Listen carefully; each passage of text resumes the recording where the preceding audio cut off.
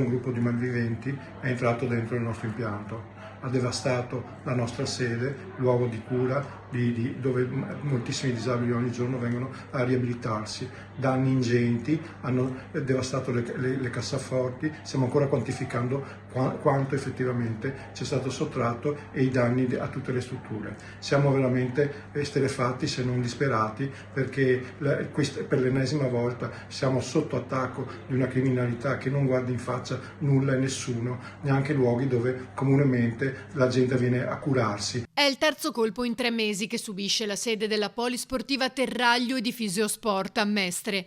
L'allarme è suonato a 00:28, ma è stato disattivato con uno strumento apposito e i malviventi hanno potuto agire indisturbati, devastando quanto più possibile. Sono entrati dalla porta secondaria del parcheggio retrostante, poi hanno preso di mira l'ufficio di presidenza, la segreteria, il front office, il bar.